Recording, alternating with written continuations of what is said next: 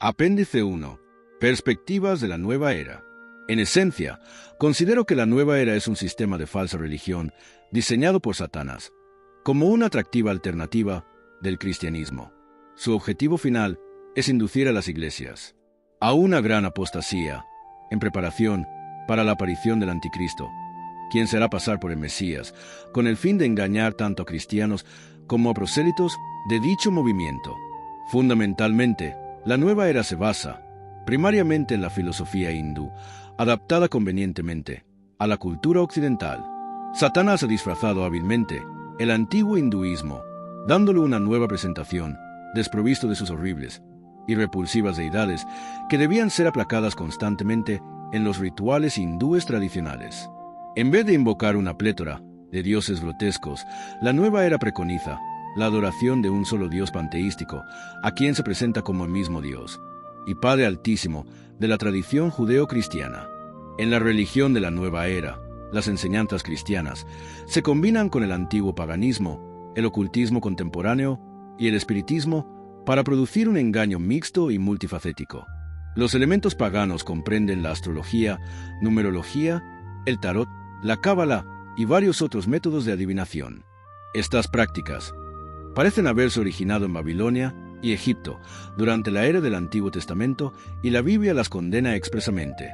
Los elementos del ocultismo contemporáneo occidental derivan de fuentes tales como la teosofía y el rosacrucismo, corrientes bastante coloreadas por el paganismo antiguo. El ocultismo de la nueva era incorpora actividades pseudocientíficas muy modernas en su repertorio, tales como la fascinación que se siente por los cristales, las auras, ovnis, objetos voladores no identificados y la parapsicología. Los elementos del espiritismo, particularmente la canalización de la nueva era, le añaden aspectos dinámicos y sensacionalistas. La aparente habilidad de los médiums para ponerse en contacto con los espíritus de los parientes muertos y los grandes espíritus guías constituye la base del engaño de la nueva era, en el sentido de que el mundo de los espíritus es real, y por supuesto lo es, pero con la diferencia de que los espíritus que se relacionan con los médiums no son las benévolas entidades que pretenden ser. Muchas de las entidades de la nueva era enfatizan solo una, o a lo sumo unas pocas ramas, bien seleccionadas del conocimiento, en la actividad de esta organización. Frecuentemente los grupos de la nueva era defienden filosofías que, al parecer, compiten entre sí, pero sus discrepancias no constituyen ningún problema para Satanás, puesto que todas sus creencias son espurias, al margen de si los diversos grupos los sostienen o no, ideas conflictivas, con tal de que las víctimas potenciales encuentren atractivas algunas de ellas. El movimiento de la nueva era no es una organización claramente definida. Es un título que expresa la existencia colectiva de todas las organizaciones e individuos que promueven las filosofías de ese movimiento. No cuenta con un liderazgo establecido, ni posee una organización administrativa. Satanás sabe bien que una organización establecida y claramente definida, con filosofías homogéneas y coherentes, crearía un serio problema. Sus críticos podrían confrontarla fácilmente y exponerla como una organización fraudulenta, camuflada bajo una apariencia de divinidad. Pareciera que Satanás, deliberadamente, con el propósito de evitar esta revelación, ha organizado su falsa religión mediante un sistema diversificado. Dentro de él están millares de organizaciones independientes, cada una responsable de su propia mezcla de enseñanzas particulares identificadas con la nueva era. Muchas organizaciones aliadas comparten ideas similares con la corriente principal de la nueva era, pero en la práctica no se identifican con ella, ni existe ese nombre en su vocabulario general. Algunos ejemplos son Unity School of Christianity, Christian Science, Church of Scientists y Scientology, la Dianética de L. Ron Hubbard. Satanás ha suscitado el movimiento de la nueva era, con tal profusión de enseñanzas y prácticas, que al menos alguna de ellas apela a los diversos tipos de personas. Así, si el éxito financiero atrae a una persona, la variedad de seminarios sobre el potencial humano podría iniciarle en el proceso de llevarlo al dominio de Satanás. Quizá cierta persona no sea atraída por la canalización, pero los ejercicios de Hatha Yoga pueden parecerle interesantes y útiles. Luego el Hatha Yoga puede conducirla a la meditación, la que a su vez la conducirá a la canalización, actividad que dicha persona consideraba originalmente sospechosa. Algunos se inician simplemente leyendo las predicciones astrológicas que publican los periódicos. Tal vez alguien se pregunte, ¿por qué Satanás establece religiones falsas, como el hinduismo y la nueva era? La explicación, al parecer, es que Satanás quisiera que todos fueran ateos. Probablemente el enemigo tenga varios motivos. Uno de ellos, estoy seguro, es la supervivencia.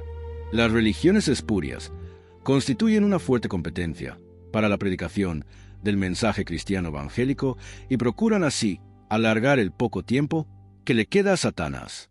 Sin embargo, creo que el motivo fundamental por el cual Satanás promueve las religiones falsas lo describe perfectamente el profeta Isaías. Tú, que decías en tu corazón, subiré al cielo, en lo alto, junto a las estrellas de Dios, levantaré mi trono y en el monte del testimonio me sentaré a los lados del norte. Sobre las alturas de las nubes subiré y seré semejante al Altísimo. Isaías capítulo 14, versículo 13 y 14. Satanás codició y deseó la posición de Dios en el ciclo. A nivel humano, este pecado de la codicia, que causó la caída de Lucifer, se condena en el 10º mandamiento.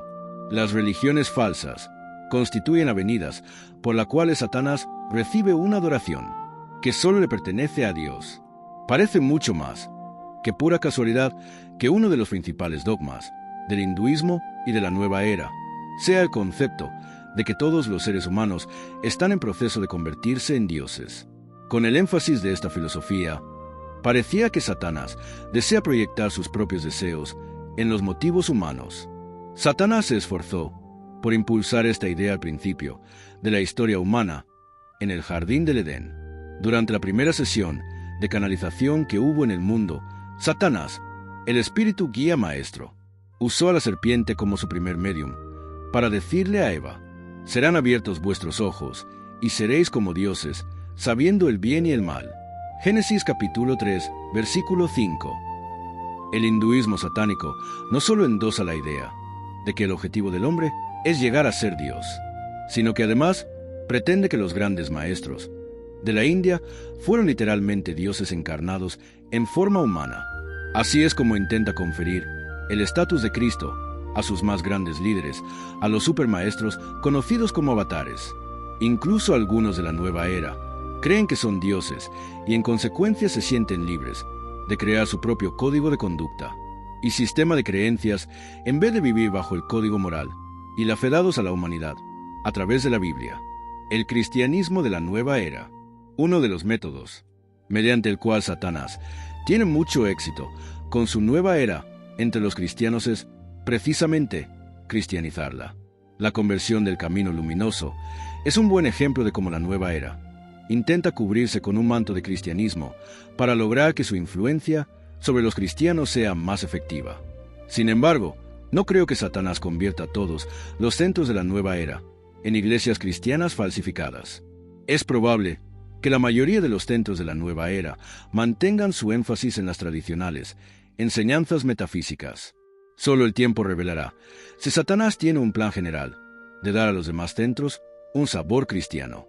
Al repasar lo acontecido en el camino luminoso, parece que los ángeles satánicos, en forma deliberada, quisieron hacerlo pasar por una conversión falsa, ya que llegaron a la conclusión de que su mejor método sería actuar como una iglesia cristiana falsificada, inmersa en la tarea de guiar a los cristianos ya iniciados, o en potencia hacia las falsas doctrinas o peligrosas prácticas de la meditación trascendental. El hecho de que creyéramos que éramos verdaderos cristianos nos hacía potencialmente más efectivos para ese cometido. Para un cristiano, en esas condiciones, la misma idea de la existencia de Satanás puede ser bastante atractiva.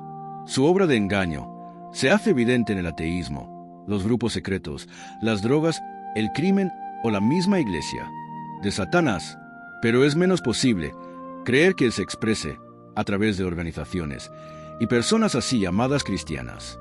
Yo, como cristiano de la nueva era, había leído aquellos pasajes bíblicos que nos advierten contra los falsos profetas y sus enseñanzas, pero nunca pensé seriamente que estuviera involucrado en ellos. El engaño ocurrió porque yo no creía que toda la Biblia debía ser comprendida tal como fue escrita. Es por ello que me fue fácil comprometerme con falsas enseñanzas y abrazarlas, aunque sabía que contradecían claramente las Escrituras. Necesitamos orar fervientemente por nosotros mismos, por nuestra familia cristiana y por los dirigentes de nuestra iglesia, a fin de que no seamos desviados por falsas doctrinas y espíritus seductores y sus seguidores. Pablo nos advirtió de este peligro en su carta a Timoteo, porque vendrá tiempo cuando no sufrirán la sana doctrina, sino que, teniendo comezón de oír, se amontonarán maestros, conforme a sus propias concupiscencias, y apartarán de la verdad el oído, y se volverán a las fábulas. Segunda de Timoteo capítulo 4, versículo 3 y 4.